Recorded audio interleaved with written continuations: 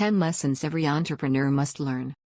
Building a long-term, healthy and sustainable business isn't the result of magic, but understanding the importance of adapting and growing. As entrepreneurs, we all follow our own path. For some, the rise to financial success is a long, slow, painful process. For others, things just seem to magically fall into place. I believe that the latter isn't a result of magic, however, but is the sure sign of an entrepreneur who understands the importance of learning from, adapting to and growing with their business. The following are 10 lessons every entrepreneur must learn in order to build a long-term, healthy and sustainable business. 1. The customer is not always right. From day one, we're told that the customer is always right. We're expected to bend over backwards to please every single customer, even when they're clearly and painfully wrong.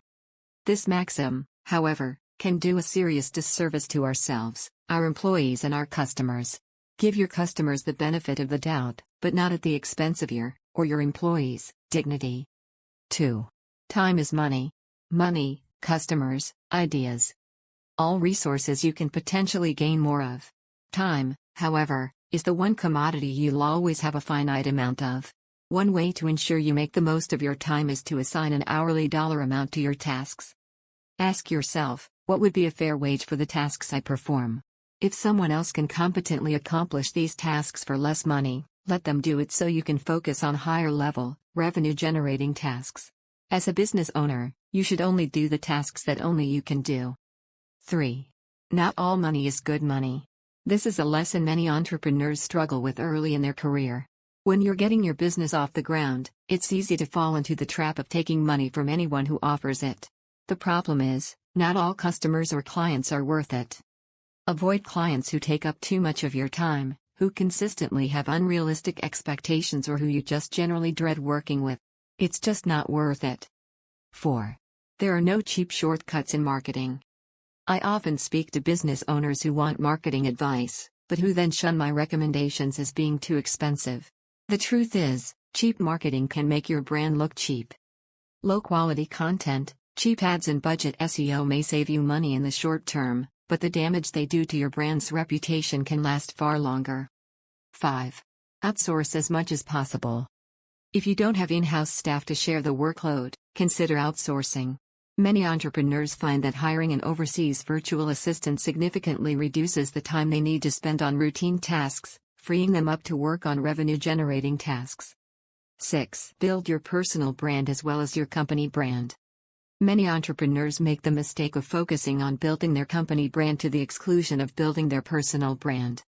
However, your personal brand will differentiate you from your competitors, give you authority and credibility in your field, and stick with you in the event your company ultimately experiences failure. 7. Work is life, and life's too short to hate your work. Work-life balance is something many entrepreneurs struggle with, which is why I'm such a huge fan of Tony Hsieh's approach. When you're passionate about what you do, and when you focus on happiness, both your own and that of your employees, work isn't just something you do to fund your real life. It becomes infinitely more enjoyable and meaningful, and significantly reduces your chances of experiencing burnout. 8. Hire people who are smarter than you. Face it. There will always be people who are smarter than you. If you're lucky enough to find these people, hire them. Focus on the things that you're best at, and give them the freedom to do the same. 9. Best practices may not be best for your customers. Particularly when you're just starting a business, it's easy to get caught up in doing what others tell you is the best way to do something.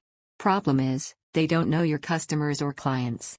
Use best practices as a starting point, but adapt them to meet the unique needs of your business and customers.